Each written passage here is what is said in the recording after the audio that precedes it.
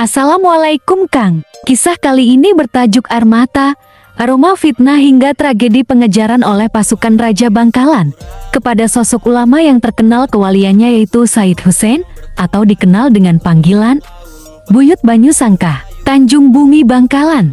Agar tidak mati penasaran, yuk tonton terus channel YouTube Kata Kopi. Bantu support dengan subscribe, like, komen, dan share kemana-mana. Selamat menonton. Konon pengikut Said Husein sangat banyaklah karena kealiman yang dimilikinya. Namun hal itu tidak membuat Said Husein terlepas dari fitnah musuh.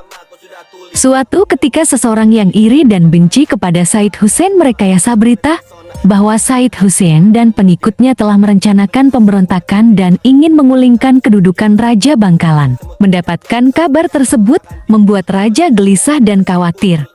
Sehingga pada akhirnya Raja memerintahkan pasukan untuk menyerang Said Husein. Sesampainya di tempat tinggal Said Husein, Panglima Perang langsung membunuh Said Husein yang sedang beristirahat. Setelah membunuh Said Husein dengan kejam, pasukan kembali melaporkan kepada Raja Bangkalan bahwa Said Husein telah dibunuh. Konon jasad beliau dilampar ke laut agar beliau dan pengaruhnya hilang dari bumi Bangkalan. Akan tetapi atas izin Allah ada gundukan tanah dari tengah laut yang membawa jasad Said Husein ke tepi pantai. Pasca wafatnya Said Husein, Raja Bangkalan baru mendapatkan informasi bahwa rencana pemberontakan yang akan dilakukan Said Husein itu tidaklah benar melainkan fitnah. Sehingga membuat Raja menyesali atas perbuatannya. Akhirnya Raja memberikan julukan Buyut Banyu Sangkah kepada Said Husein. Said Husein sendiri meninggalkan dua orang putra, pertama bernama Abdul Manan dan kedua bernama Abdul Rohim. Setelah peristiwa tragis yang menimpa Said Husein, Abdul Rohim putra kedua, Said Husein melarikan diri ke desa Bair. Abdul Rohim menetap di desa Bair sampai akhir hayatnya dan diberi gelar julukan Buyut Bair. Sementara Abdul Manan pergi mengasingkan diri ke arah timur, tepatnya di Batu Ampar Pamekasan, sampai akhirnya beliau diberi gelar Buyut Kosambi. Demikian sekilas kisah dari Buyut Banyu Sangkah. Semoga kita mendapatkan barokahnya, amin amin ya robbal alamin. Terima kasih telah menonton. Jangan lupa subscribe agar tidak ketinggalan video terbaru dari Kata Kopi. Bantu juga like, komen, dan share sebanyak-banyaknya.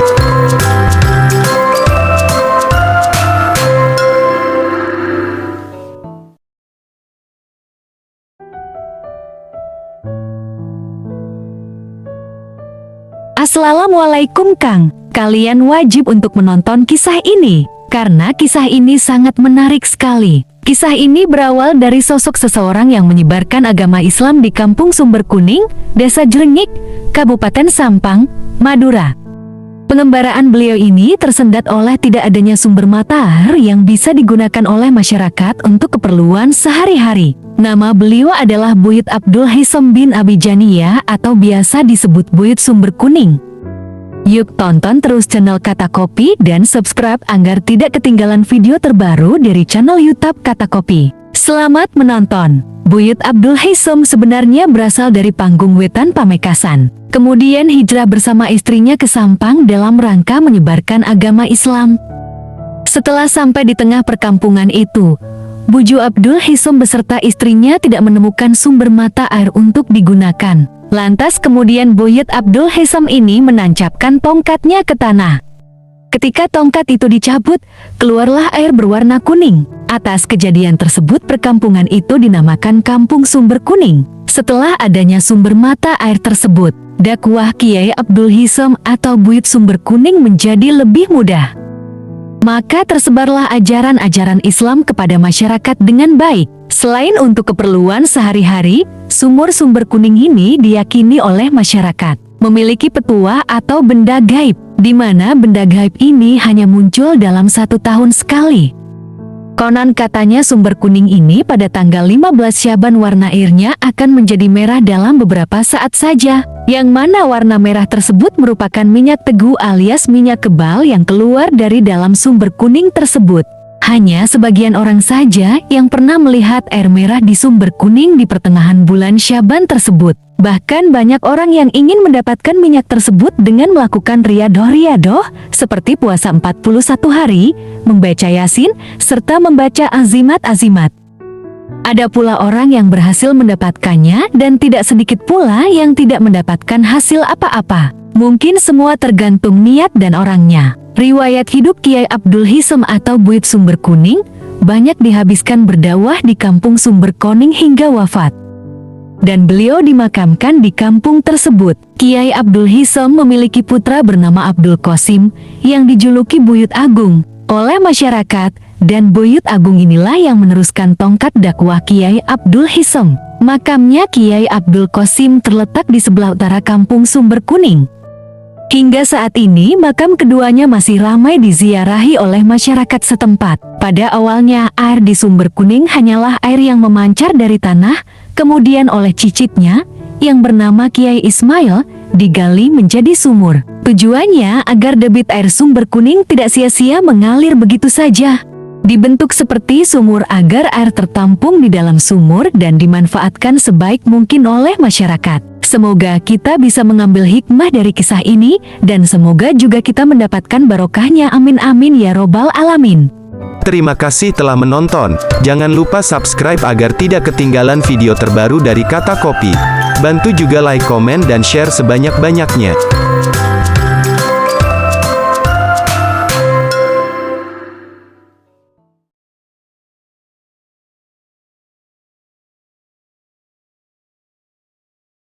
Assalamualaikum Kang. Kisah kali ini berasal dari pesisir pantai di kawasan Kecamatan Modung. Ada pemuda yang hobinya adalah sabung ayam. Saking jagonya pemuda ini tidak pernah kalah. Pemuda ini berasal dari desa Serabi Barat.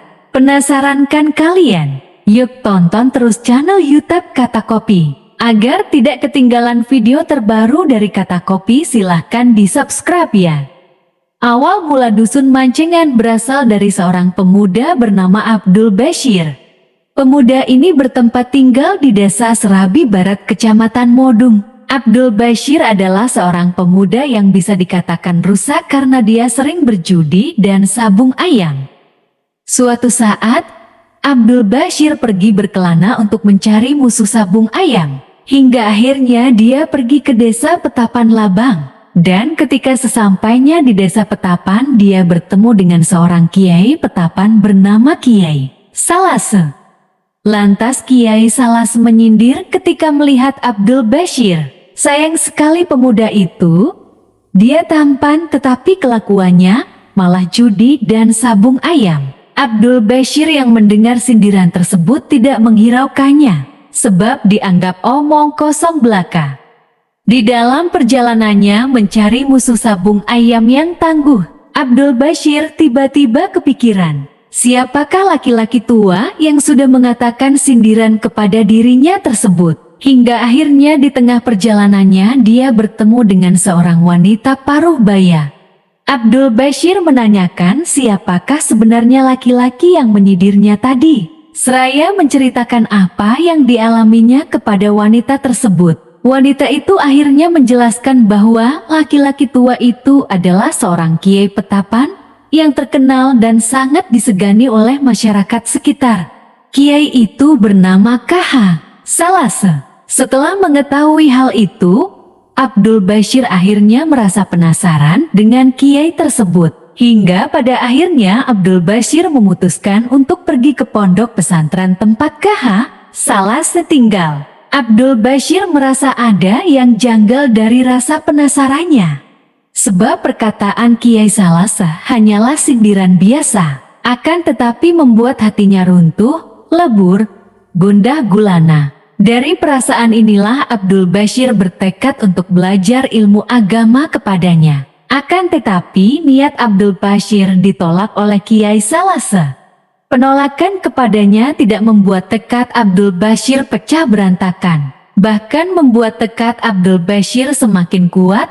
Abdul Bashir rela mengarit untuk pakan kuda Pak Kiai secara diam-diam, sambil mengambil ilmu dari keseharian Kiai Salase di pondok tersebut. Karena kesabaran dan pengabdian Abdul Bashir, akhirnya setelah 2 tahun bekerja secara sembunyi-sembunyi, Abdul Bashir diterima oleh Kiai Salase dan diperbolehkan untuk menuntut ilmu di pondok tersebut.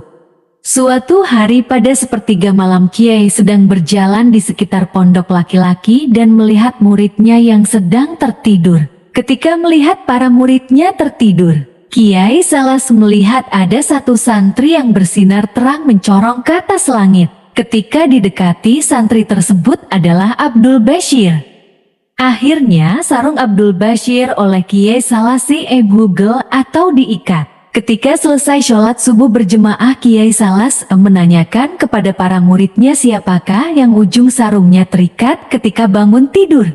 Lalu Abdul Bashir menjawab, "Saya Kiai." Kemudian setelah itu Kiai Salas berkata, "Maukan kamu Abdul Bashir menikah dengan putriku?" Abdul Bashir sungkan untuk menerima lamaran Kiai Salas. Akhirnya demi menyenangkan hati gurunya, dia menerima dan bersedia menikahi putri dari Kiai Salas. Namun Kiai Salas tersebut mengatakan bahwa putrinya buta dan tidak mempunyai kaki. Mendengar hal tersebut, Abdul Bashir tetap menerima apapun kekurangan dari putri Kiai demi menyenangkan hati gurunya. Pada akhirnya, Abdul Bashir menikah dengan putri Kiai Salas dan dia pun terkejut ketika melihat putri Kiai Salas yang tidak buta dan mempunyai kaki. Dia pun berkata, "Apakah Kiai tidak keliru? Bukankah putri Kiai tidak bisa melihat dan tidak bisa berjalan?" Kiai Salas pun berkata, "Ya memang putri saya buta, yang berarti tidak pernah melihat hal-hal maksiat dan tidak mempunyai kaki atau lumpuh karena tidak pernah berjalan ke arah jalan yang menuju dosa."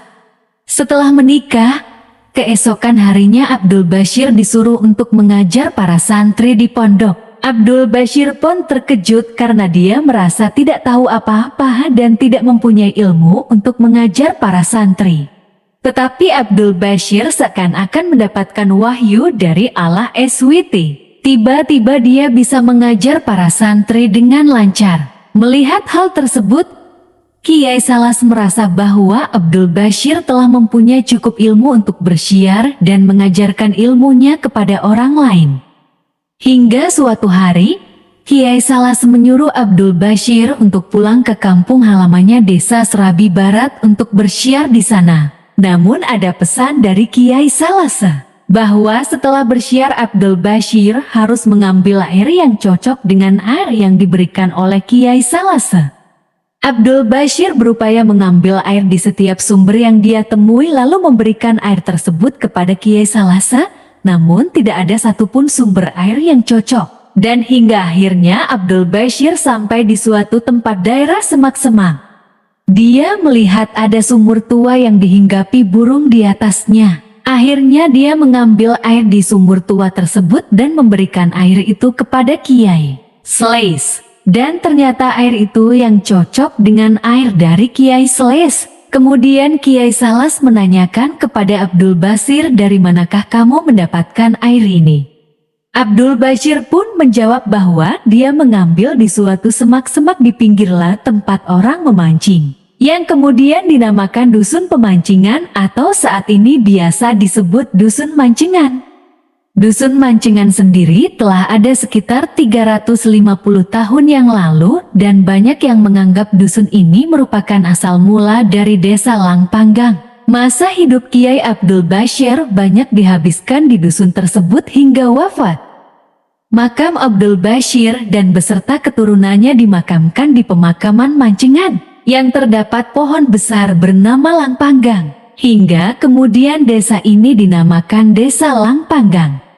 Dari sini kita belajar bahwa hidayah bisa masuk kepada siapapun. Maka jangan menyerah untuk terus kembali kepada jalan yang baik agar hidayah bisa diraih dan kehidupan bisa jauh lebih baik.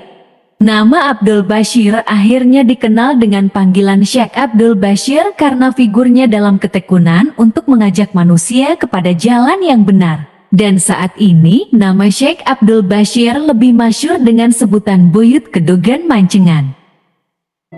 Terima kasih telah menonton. Jangan lupa subscribe agar tidak ketinggalan video terbaru dari Kata Kopi. Bantu juga like, komen, dan share sebanyak-banyaknya.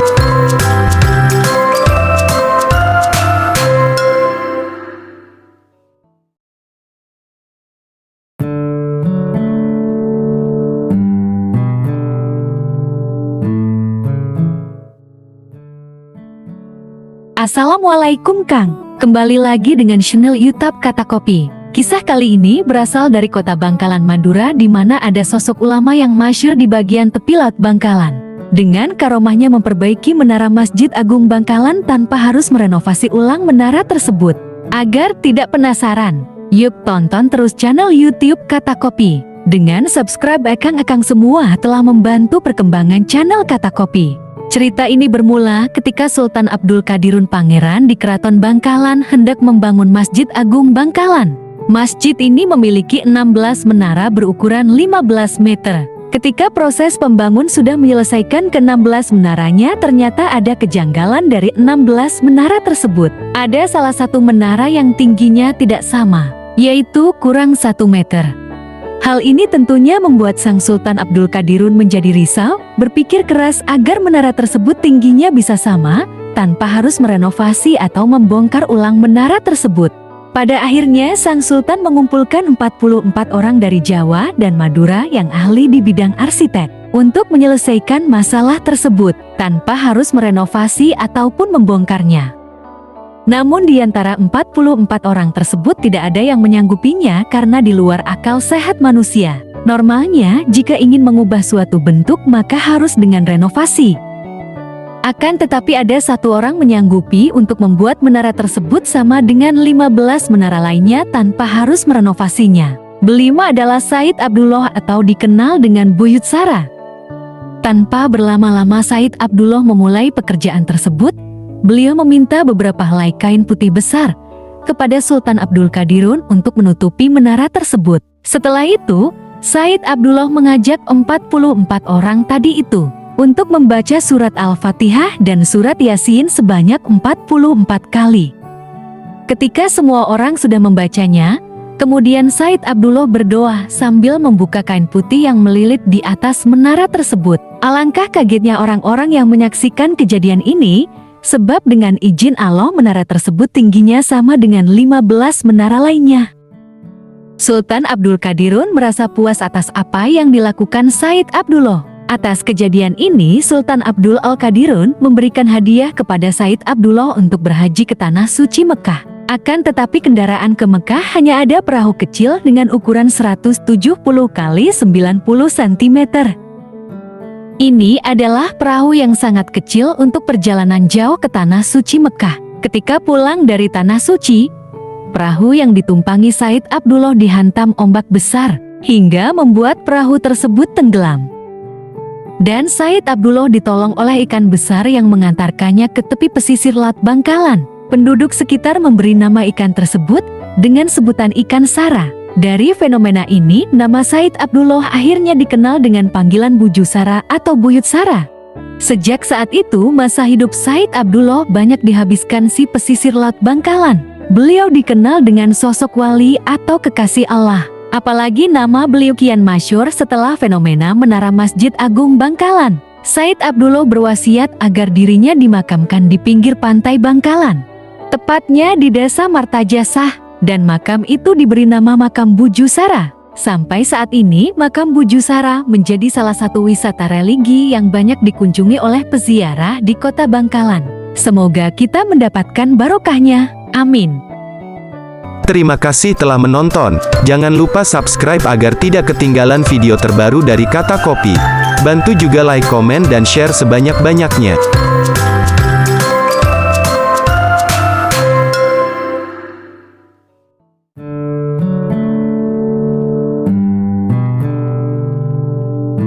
Assalamualaikum Kang. Episode kali ini adalah kisah dari Desa Kesamben Timur, Kecamatan Pelumpang, Tuban. Kisah ini tentang seorang ulama berjuluk Buyut Santri penakluk pagebluk dan lahar panas. Agar tidak penasaran, yuk tonton terus channel Kata Kopi dengan subscribe. Akang-akang semua telah membantu perkembangan channel Kata Kopi. Buyut Santri atau biasa disebut juga dengan nama Syekh Sulaiman merupakan salah satu tokoh yang memiliki pengaruh besar di Desa Kesamben Timur. Desa ini terletak di Kecamatan Pelumpang, Kabupaten Tuban. Buyut Santri merupakan tokoh penyebar agama Islam di desa tersebut. Ia adalah seorang ulama pada masa kerajaan Mataram dan berasal dari Desa Muntilan, Jawa Tengah. Pada awalnya dakwah Buyut Santri berjalan alot dan susah diterima oleh masyarakat. Karena sifat yang lemah lembut dan akhlak yang mulia, akhirnya dengan berjalannya waktu, dakwah buyut santri dapat diterima hingga banyak masyarakat Kesamben yang mengikuti ajaran agama Islam. Pada suatu hari dakwah buyut santri diuji dengan adanya banjir lahar yang sering menimpa warga dan sebuah wabah atau dalam bahasa Jawa disebut dengan nama pagebluk. Namanya adalah, wabah sogok petek silit mancur, mungkin dalam istilah sekarang disebut muntaber. Orang yang terkena wabah tersebut, badannya akan terasa panas dan pada malam harinya kebanyakan mereka meninggal dunia. Wabah tersebut semakin meluas dan menyebar dengan cepat, sehingga membuat warga merasa ketakutan. Dakwah buyut santri pun tersendat oleh wabah tersebut. Akhirnya buyut santri mengutus seorang pandai besi bernama Cokriyo untuk pergi ke Blitar, guna mencari pusaka untuk mengatasi wabah tersebut. Sepulang dari Blitar, Cokriyo membawa 2 pusaka, pusaka tersebut bernama Trepan dan Watu Soko. Trepan berasal dari 2 kosakata yaitu trep yang berarti mancep atau menancap. Dan yang kedua berasal dari kata pan yang berarti mapan. Nama tersebut bertujuan siapapun yang menghuni wilayah desa Kesamben, akan hidup mapan sejahtera. Sedangkan Watu Soko juga berasal dari 2 kosakata watu dan soko. Watu berarti batu dan soko berarti cagak atau tiang. Nama tersebut bertujuan agar banjir lahar yang biasa menimpa warga tidak dapat masuk lagi ke desa Kesamben. Kedua pusaka Trepan dan Watu Soko ditanamlah di 2 tempat yang berbeda, satu di tengah-tengah desa, Trepan, dan satu di pinggir desa, Watu Soko, dan dengan izin Allah wabah tersebut hilang. Serta banjir lahar yang sering menimpa warga juga tidak datang. Peninggalan buyut santri masih bisa dilihat di desa Kesamben yaitu pusaka Watu Soko dan kondisinya masih sama dari dulu sampai sekarang karena masyarakat sekitar pun tetap menjaga peninggalan tersebut hingga saat ini. Sedangkan pusaka Trepan dipendam di dalam tanah dan tidak dapat dilihat. Akan tetapi nama pusaka tersebut abadikan menjadi nama desa yaitu Desa Trepan. Buyut santri wafat dan dimakam di Kesamben Timur, Kecamatan Plumpang, Kabupaten Tuban. Makam buyut santri hingga saat ini masih ramai diziarahi, bahkan akan lebih ramai ketika malam Jumat. Sebab masyarakat percaya jika berziarah ke makam buyut santri kemudian bernazar menyembeli ayam atau kambing setelah hajatnya terkabul maka insya Allah hajatnya akan terkabul, kemudian sembelihan tersebut disodakahkan. Hail buyut santri diadakan pada bulan Selo atau bulan Zulkadah di setiap tahunnya pada hari Senin Pahing. Dengan diadakannya pertunjukan wayang kulit, pembacaan tahlil dan doa bersama. Semoga kita mendapatkan barokahnya, amin. Amin ya robbal alamin. Terima kasih telah menonton. Jangan lupa subscribe agar tidak ketinggalan video terbaru dari Kata Kopi. Bantu juga like, komen, dan share sebanyak-banyaknya.